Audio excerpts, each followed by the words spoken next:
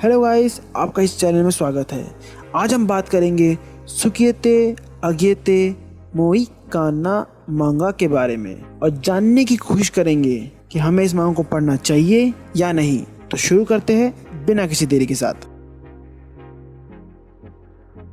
सुगेते अगेते आइकाना एक slice of life plus romantic comedy type की shonen मांगा सीरीज है जिसे टेमीफ्यूल द्वारा लिखा और इलस्ट्रेट किया गया है। इस मांगा के द्वारा हमें ऐसे दो फीमेल प्रोटैगनिस्ट के बारे में बताया गया है जो बाय नेचर लेस्बियन है और अपने लेस्बियन रिलेशनशिप को बनाने और मेंटेन करने के लिए कोशिश कर रहे हैं। कहानी की शुरुआत होती है मीवा नामक कैरेक्टर से, जो अपने ग्रेजुएशन की पढ़ाई के लिए लिलीपिक यूनिवर्सिटी में एडमिशन लेती है। जब मीवा कॉलेज में एंटर करती है तो उसे कई सारे students, teachers, club house, groups etcetera देखने को मिलते हैं, जिन्हें देखकर मीवा खुश हो जाती है। वो सोचती है ये कैसी दुनिया है जहाँ हर कोई गले मिल रहे हैं, हाथों में हाथ डालकर घूम रहे हैं, बिना इस बात की परवाह किए कि वो लड़की है ये लड़का, ये कैसे हो सकता है। यही बात सोचते सोचते मीवा अपनी क्लास की तरफ बढ़ जाती है, लेकिन तभी उसका एक्सीडेंट होता है साइको नामक कैरेक्टर से। इसके बाद मीवा साइको की हेल्प करने के लिए अपनी हाथ को आगे की ओर करती है। मीवा का हाथ पकड़ने की बजाय साइको की नजर मीवा के गुब्बारों की जो बीच में लकीर है उस पर पड़ती है और साइको बोलती है,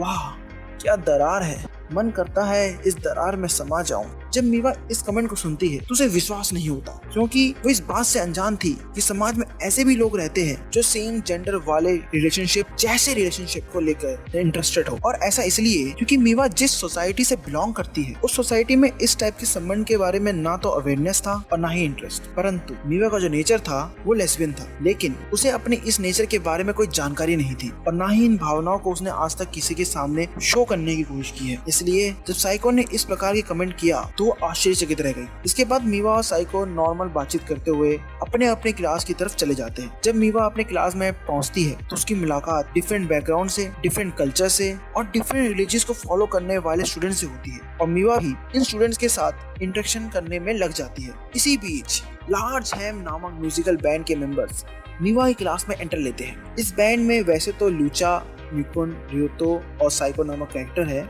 लेकिन उस वक्त उस जगह मिकुन और लूचा ही थे, जिसमें से मिकुन नामक जो कैरेक्टर है वो अपने म्यूजिकल बैंड के बारे में इंट्रोडक्शन दे रहा होता है। मिकुन बोलता है, लेडीज एंड जेंटलमैन, आज आपके पास एक सुनहरा मौका है। मैं आपको चांस दे रहा हूँ इस यूनिवर्सिटी के बेस्ट म्यूजिकल बैंड को ज्वाइन करने का। अगर आपकी आवाज में वो दम है जो म्यूजिक इंडस्ट्री को हिला कर रखते, तो यही जगह है जहाँ आपके सपनों को हकीकत में बदला जाएगा। So without wasting any time, fill this form and join our musical group. मिकुन अपने काम में पूरी तरह से बिजी था। ऐसा लग रहा था कि आज वो किसी न किसी बंदे को फंसा ही लेगा, लेकिन मीवा ने पाया कि क्लास में कोई भी मिकुन की बातों पर ध्यान नहीं दे रहा है। हर कोई अपनी अपने काम में बिजी है। मीवा ने सोचा शायद मुझे ये क्लब ज्वाइन कर लेना चाहिए, क्योंकि मीवा को म्यूजिक सुनना पसंद था। इसलिए मीवा ने अपना हाथ ऊपर की ओर बढ़ाया और ग्रुप ज्वाइन करने की इच्छा जाहिर की। और जैसे ही मिकुन ने मीवा को देखा तो मिकुन ने बोला, यस आप ही की तो जरूरत थी, ये लीजिए फॉर्म, बस आपको यहाँ अपना नाम भरना है और कुछ नहीं, बाकी सब हम देख लेंगे। इसी बीच जो साइको नामक कैरेक्टर है उसके दिल में ये बात चल रही थी, बस एक बार मीवा इस क्लब को ज्वाइन कर ले, फिर मीवा के दिल में प्यार जगाने की जिम्मेदारी मेरी है। इसके बाद मीवा उस क्लब को ज्वाइन कर लेती है और मीवा और साइको के बीच में जो संबंध है उसका एक नया अध्याय शुरू हो जाता है। इसी अध्याय के दौरान साइको मीवा को कई बार पुश करती है कि वह अपने सामाजिक बंधनों को तोड़ दे और अपने भावनाओं और अपने आकांक्षाओं को खुले आसमान में उड़ने दे, और ये प्रक्रिया चलती ही रहती है। हाँ, ये बात सही है कि इस प्रक्रिया में अधिकतर समय साइको फेल हो जाती है, लेकिन आपको तो पता है प्यार किसी बंधनों को थोड़ा ना मानता है जो आज मानेगा। इसीलिए एक दिन जब मीवा और साइको एक म्यूजिकल कॉन्सर्ट को खत्म करके अपने अपने घर की तरफ जा रहे थे, तभी मीवा ने साइको से अपने दिल की बात कही थी और उन दोनों ने ये तय किया कि अब इस रिलेशनशिप को एक नए आयाम देने की जरूरत है। इसलिए मीवा साइको के साथ डेट पर जाने को तैयार हो गई और इसके बाद उन दोनों की जिंदगी का एक नया अध्याय शुरू होता है। इसके बारे में आपको सेकंड वॉल्यूम पढ़ने को मिलेगा। मीवा नामक कैरेक्टर इस मांगा का मेन प्रोटैगनिस्ट है, जिसके कारण मांगा का जो अधिकतर भाग है वो इसी कैरेक्टर के चारों ओर घूमता रहता है। अगर हम इस कैरेक्टर के अपीयरेंस के बारे में बात करें तो ये कैरेक्टर कटकाठी के मामले में अन्य फीमेल कैरेक्टर की तुलना में थोड़ी लंबी है। इस कैरेक्टर का जो फिजिकल स्ट्रक्चर है वो काफी हद तक मैच्योर वुमेन टाइप का है। इसके कारण मीवा कैरेक्टर का जो इमेज है वो मांगा में आपको अलग ही तरीके से देखने को मिलेगा। इसके साथ इस कैरेक्टर का जो फेशियल स्ट्रक्चर है वो थोड़ा सा राउंड शेप टाइप का है और इस कैरेक्टर का जो बालों का कलर है वो ब्लैक है और ये कैरेक्टर शॉर्ट टाइप के हेयर स्टाइल लगना पसंद करती है।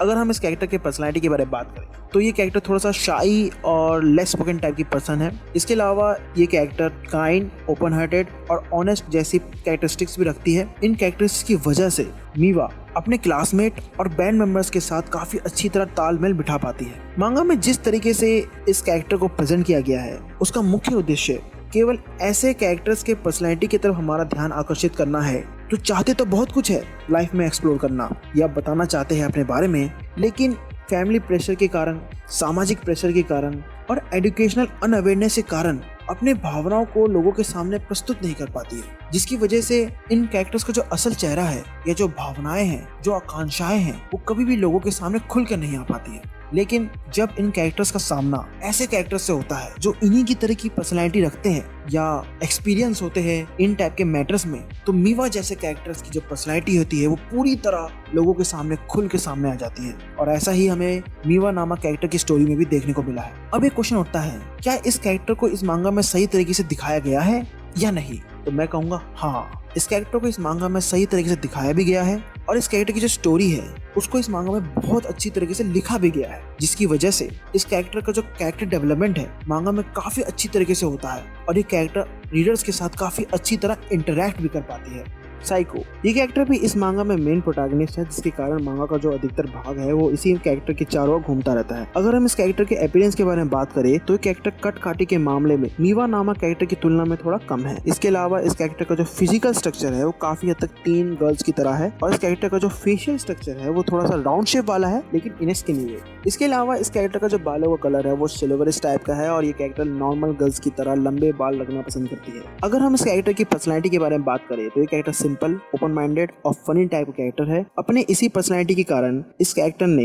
लिलीपिक यूनिवर्सिटी और लिलीपिक यूनिवर्सिटी के सोशल सर्कल में काफी अच्छी इमेज बना रखी है और इसी इमेज के कारण ये कैरेक्टर इस पूरे सर्कल में काफी फेमस भी है। मांगा में जिस तरीके से इस कैरेक्टर को प्रेजेंट किया गया है उसका मुख्य उद्देश्य ऐसे कैरेक्टर्स के प्रति हमारा ध्यान आकर्षित करना है जो दिखाते हैं कि वो खुश है, उनके पास सब कुछ है, उनके पास किसी चीज की कमी नहीं है। लेकिन अगर इन कैरेक्टर्स के जीवन में किसी चीज की कमी है तो वो है प्यार, क्योंकि इन कैरेक्टर्स ने अपने जीवन में सभी चीजों को देखा है और उन चीजों को इन्होंने भरपूर तरीके से एक्सपीरियंस भी लिया है। लेकिन इन एक्सपीरियंस के बाद भी इन कैरेक्टर्स को कभी भी ऐसे कैरेक्टर्स नहीं मिलते या नहीं मिल पाते जो इन कैरेक्टर्स के साथ बैठे, इन कैरेक्टर्स की भावनाओं को समझे और इन भावनाओं के बारे में अपना विचार साझा करे। फॉर एग्जाम्पल, जब साइको की बेस्ट फ्रेंड जो कि कैरेक्टर है साइको से पूछती है कि मीवा में ऐसा क्या है कि तू मीवा की तरफ आकर्षित हो रही है। अगर तेरा आकर्षण का कारण केवल संभोग करना है तो कॉलेज में इतने सारे लड़के हैं, इतने सारे लड़कियां हैं जिनके साथ तू संभोग कर सकती है। इस क्वेश्चन का उत्तर देते हुए साइको ने कहा, ऐसा नहीं है कि मुझे मीवा के साथ सिर्फ संभोग ही करना है, परंतु मीवा एक ऐसी पर्सन है जब वो मेरे जीवन में आई तो उसने मेरे जीवन के उस भाग को पूरा कर दिया जो अभी तक अधूरा था। इसी तरह के अन्य बातों के माध्यम से हमें ये मालूम पड़ता है कि मीवा कैरेक्टर का साइको कैरेक्टर के जीवन में क्या महत्व है। अब ये क्वेश्चन उठता है कि क्या इस कैरेक्टर को इस मांगा में सही तरीके से दिखाया गया है कि नहीं? तो मैं कहूँगा हाँ, इस मांगा में इस कैरेक्टर की पर्सनैलिटी और कैरेक्टर को बहुत ही अच्छी तरीके से रिप्रेजेंट किया गया है। इसके अलावा इस कैरेक्टर को इस मांगा में प्रॉपर टाइम ही मिला है, जिसकी वजह से ये कैरेक्टर अपने कैरेक्टर डेवलपमेंट को काफी अच्छी तरह कर पाती है और रीडर्स के साथ काफी अच्छी तरह इंटरेक्ट भी कर पाती है। ये तो इस मांगा में इस कैरेक्टर को एज सेकेंडरी कैरेक्टर के तौर पर इंट्रोड्यूस किया गया है। ये कैरेक्टर मीवा और साइको का फ्रेंड है और लार्ज हैम बैंड में एज ए डम आर्टिस्ट है। अगर हम इस कैरेक्टर की पर्सनैलिटी के बारे में बात करें तो ये कैरेक्टर कट काटी के मामले में साइको नामक कैरेक्टर के समान है। इसके अलावा इस कैरेक्टर का जो फिजिकल स्ट्रक्चर है वो नॉर्मल टीन बॉय वाला है और इस कैरेक्टर का जो बालों कलर है वो ब्लैक है और ये कैरेक्टर स्पाइक की बालों वाला हेयर स्टाइल लगना पसंद करता है। अगर हम इस कैरेक्टर की पर्सनैलिटी के बारे में बात करें तो ये कैरेक्टर सिंपल, ओपन माइंडेड और नडी टाइप का कैरेक्टर है। इसके अलावा इस कैरेक्टर का मीवा नामक कैरेक्टर की तरफ एक अलग ही इंटरेस्ट है, इसके बारे में आपको मांगा में देखने को मिलेगा। इस कैरेक्टर का जो मेन उद्देश्य है वो मांगा में प्राइमरी कैरेक्टर्स को हेल्प करना है, मगर मैंने पाया कि इस कैरेक्टर ने मांगा में काफी क्रूशियल भूमिका निभाई है, क्योंकि इस कैरेक्टर ने प्राइमरी कैरेक्टर्स के मूड को और उनके फीलिंग्स को बैलेंस करने की कोशिश करी है। और ऐसा इसलिए क्योंकि इस टाइप के जो कैरेक्टर्स की जो पर्सनैलिटी होती है वो बहुत ही काइंड हार्टेड टाइप की होती है। ये आपकी खुशी में, आपकी गम में आपके साथ हमेशा खड़े रहेंगे, चाहे कुछ भी हो जाए। क्योंकि इस टाइप के जो कैरेक्टर्स होते हैं वो प्राइमरी कैरेक्टर्स की तरफ एक अलग ही तरह के अफेक्शन रखते हैं। आप इन अफेक्शंस को वन साइड लव भी कह सकते हो। अगर किसी कारणवश आपने इन कैरेक्टर्स को बुरा भला कह भी दिया तो ये कैरेक्टर्स कभी भी आपके द्वारा बोले गए कटाक्ष वाले शब्दों का बुरा नहीं मानेंगे। और ऐसा हमें मांगा में भी देखने को मिला है, जब मीवा ने रियोतो के प्रपोजल को ठुकरा दिया। अपने प्रपोजल के ठुकराए जाने के बाद भी रियोतो के मन में कभी भी मीवा के प्रति नेगेटिव थॉट्स उत्पन्न नहीं हुए, जिससे आपको इन कैरेक्टर्स की असली पर्सनैलिटी के बारे में पता चलेगा। अब ये क्वेश्चन उठता है कि क्या इस कैरेक्टर को मांगा में सही तरीके से रिप्रेजेंट किया गया है कि नहीं।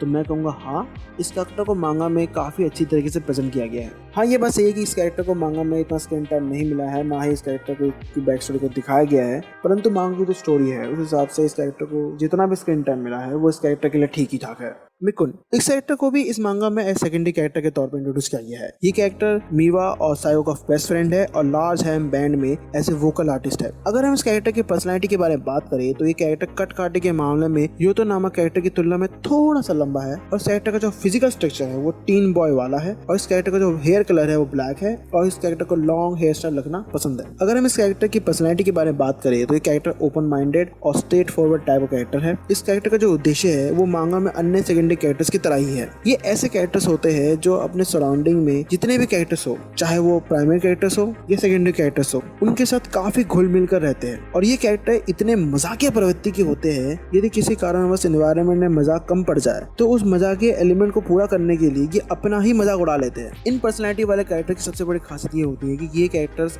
आपकी बातों को कभी बुरा नहीं मानते, और उन बातों से रिलेटेड जितने भी पॉइंट्स होंगे ये कैरेक्टर्स उनके बारे में आपसे सीधा क्वेश्चन पूछना पसंद करेंगे, चाहे इन क्वेश्चन को पूछने के बाद इनकी बेइज्जती क्यों ना हो जाए, जिसकी वजह से इन कैरेक्टर्स से किसी को भी प्रॉब्लम नहीं होती। लूचा, इस कैरेक्टर को मांगा में सेकेंडरी कैरेक्टर के तौर पर इंट्रोड्यूस किया गया है। ये कैरेक्टर वैसे तो मिकुन और रियोतो का फ्रेंड है, लेकिन बाद में ये कैरेक्टर मीवा और सायो का भी दोस्त बन जाता है। इसके अलावा एक कैरेक्टर लार्ज हैम बैंड में एज ए गिटार आर्टिस्ट है। अगर हम इस कैरेक्टर के अपीयरेंस के बारे में बात करें तो ये कैरेक्टर कट काटे के मामले में अन्य कैरेक्टर्स की तुलना में सबसे अधिक लंबा, हेल्थी और बॉडी बिल्डर है। इस कैरेक्टर का जो बालों कलर है वो येलोइश ब्राउन है, और इस कैरेक्टर को शॉर्ट फंकी टाइप के हेयर स्टाइल रखना पसंद है। अगर हम इस कैरेक्टर की पर्सनैलिटी के बारे में बात करें तो ये कैरेक्टर काफी ओपन माइंडेड, काइंड और फनी टाइप का कैरेक्टर है। इस कैरेक्टर का जो मेन उद्देश्य है वो अन्य सेकेंडरी कैरेक्टर्स की तरह ही है। इस टाइप के कैरेक्टर्स ऐसे टाइप के कैरेक्टर्स होते हैं जो लाइफ को फनी और फैंटेसी टाइप में जीना पसंद करते हैं। इन कैरेक्टर्स लाइफ में किसी भी चीज की परवाह नहीं होती, और ना ही इन कैरेक्टर का किसी के साथ मतभेद होता है। ये कैरेक्टर्स इतने फनी और मजाकिया प्रवृत्ति के होते हैं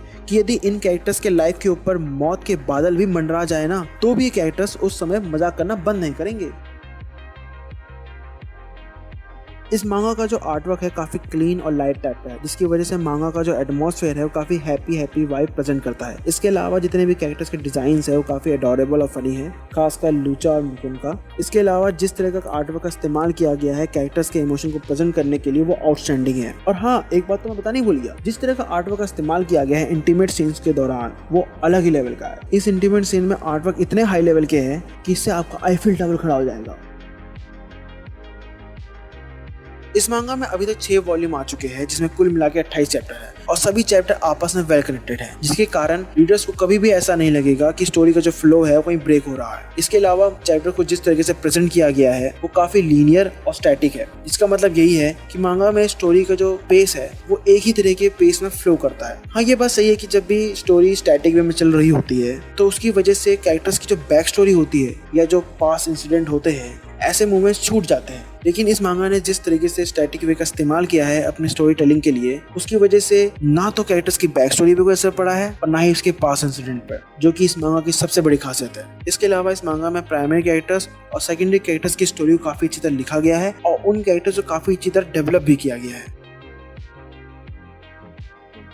इस मांगा को पढ़ने के बाद मैं ये कह सकता हूँ कि उनका बेस्ट मांगा है यूरी जॉनरा में, क्योंकि इस मांगा ने अपने स्टार्टिंग के पेजेस से ये बात क्लियर कर दी थी इस मांगा के द्वारा ऑथर हमें क्या बताना चाहता है। और मैं ऐसा इसलिए कह रहा हूँ क्योंकि यूरी जॉनरा वाले मांगाओं में अधिकतर क्या होता है कि हमारे सामने ऐसे 2 प्रोटैगनिस्ट की स्टोरी प्रेजेंट की जाती है जो डिफरेंट फैक्टर्स के कारण एक्सट्रीम एंड पर होते हैं। यहाँ पर एक्सट्रीम एंड का मतलब है क्लास वाइज सर्कमस्टेंसेस और religious wise circumstances. For example, story में 2 कैरेक्टर है, ए और बी। अब इन दोनों कैरेक्टर में से कोई एक कैरेक्टर या तो गरीब होगा या तो अमीर, या फिर दोनों कैरेक्टर डिफरेंट रिलीजियस को बिलोंग कर सकते हैं, या फिर मोस्ट एक्सेप्शनल केस दोनों कैरेक्टर 2 अलग अलग वर्ल्ड से बिलोंग करते होंगे। और इसी टाइप के कैरेक्टर्स की स्टोरीज अधिकतर यूरी जॉनरा वाली मांगास में हमें देखने को मिलती है, जो कि कॉमन बात है। लेकिन जब भी इन स्टोरीज में कैरेक्टर आपस में इंटरेक्ट करने की कोशिश करते हैं तो उस इंटरेक्शन प्रोसेस में अधिकतर समय 3 से 4 चैप्टर निकल जाते हैं। ऐसा नहीं है कि इस टाइप के पैटर्न का इस्तेमाल अब मांगा की स्टोरी टेलिंग में नहीं किया जाता या कोई इस टाइप के पैटर्न को पसंद नहीं करता है, लेकिन जब भी इस टाइप के पैटर्न का इस्तेमाल खासकर यूरी जॉनर वाले मांगास में किया जाता है तो उसमें कई सारी दिक्कतें उत्पन्न होती है, जैसे कि कैरेक्टर्स के पर्सनैलिटी में प्रॉब्लम, स्टोरी के एनवायरमेंटल सेटिंग में प्रॉब्लम, स्टोरी के पेसिंग स्ट्रक्चर में प्रॉब्लम, एक्सेट्रा एक्सेट्रा। और इन प्रॉब्लम्स की वजह से स्टोरी का जो मैसेज होता है वो रीडर्स के सामने सही तौर पर नहीं आ पाता, जो कि किसी भी मांगा के लिए अच्छी बात नहीं है। लेकिन जब मैंने इस मांगा को पढ़ा तो मैंने पाया कि इस मांगा ने अपने दोनों प्रोटैगनिस्ट को मांगा के स्टार्टिंग के पेज में ही इंट्रोड्यूस कर दिया था, जिसकी वजह से रीडर्स उन दोनों प्रोटैगनिस्ट को इजीली अंडरस्टैंड कर पाते हैं, जो कि इस मांगा की सबसे बड़ी खासियत है। दूसरी खासियत इस मांगा की ये है, इस मांगा में किसी भी तरह का एक्सटर्नल फैक्टर का यूज़ नहीं किया गया है।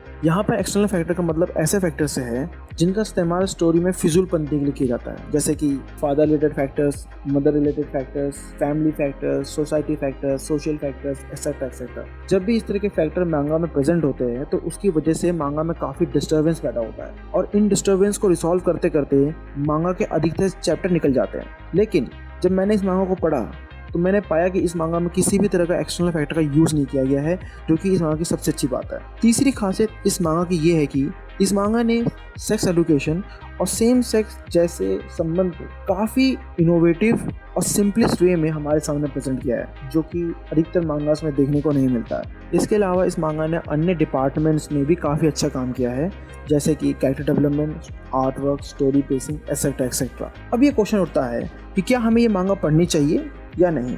तो मैं कहूँगा हाँ, ये मांगा आपको जरूर पढ़नी चाहिए और ये मांगा आपके लिए बिल्कुल वर्थ इट है। अगर मीवा नामक कैरेक्टर के मेलोन्स को देखकर आपका आईफिल टावर जिंदा हो चुका है तो इस वीडियो को लाइक, शेयर और कमेंट करना ना भूलें। तो मिलते हैं आपसे अगली वीडियो में, तब तक के लिए अलविदा।